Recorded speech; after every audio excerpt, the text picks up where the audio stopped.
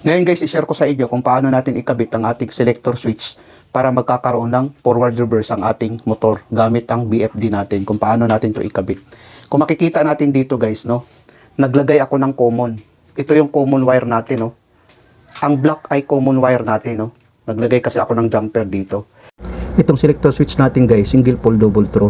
Pag i-switch mo dito guys, magkakaroon ng contact itong dito, itong dalawa, blue at saka black, no. Magkakaroon ng contact. Pag dito naman sa kabila, ito namang black at saka yellow na wire ang magkakaroon ng contact. So ito ikabit natin guys para magkakaroon ng forward reverse ang ating BFD sa ating motor.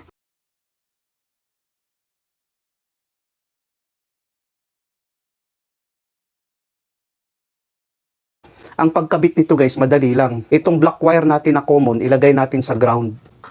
Itong ground natin, ilagay natin dito sa GND, no?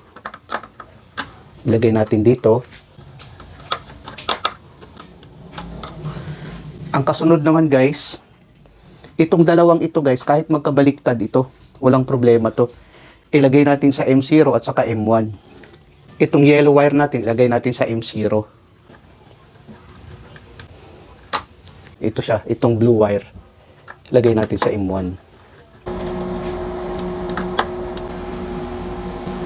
So nalagay na natin guys, no, ang ating common na black nilagay natin sa GND or ground.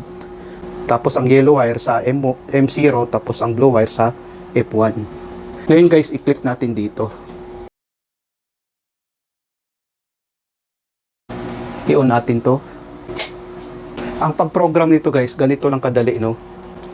Ilagay natin dito 0, ilagay natin to sa 2. Tapos dito naman ilagay natin sa 1. Tapos press natin to, tapos D1, tama na yan.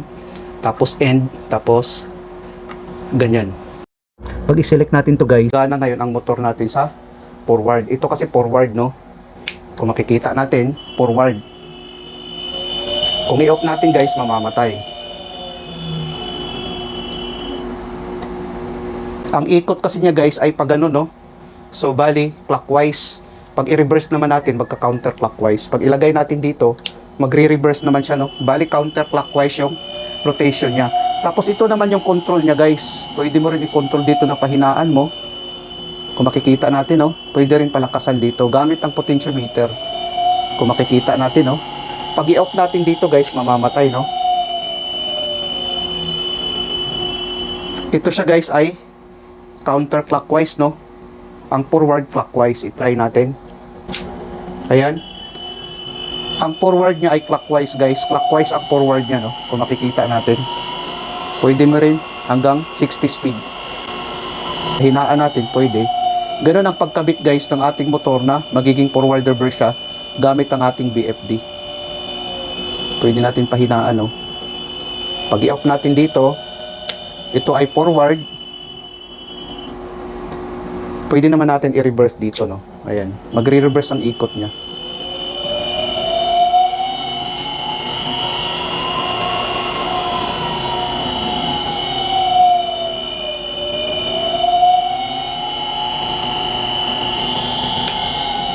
Ganun lang kadali guys at ganun kasimple pag maglagay. Try natin ulit.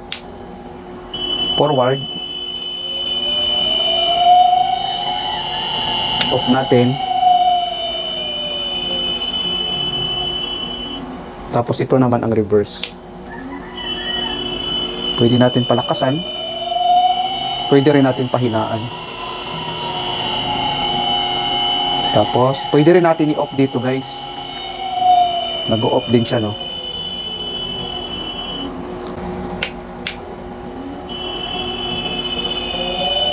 Forward. Off. Tapos reverse. Ganun lang guys. Tapos i-off natin dito. Off, pwede rin natin i-off dito. Sana guys nakapagbigay ito ng konting kaalaman sa mga baguhan. Maraming salamat sa inyo guys, hanggang sa muli.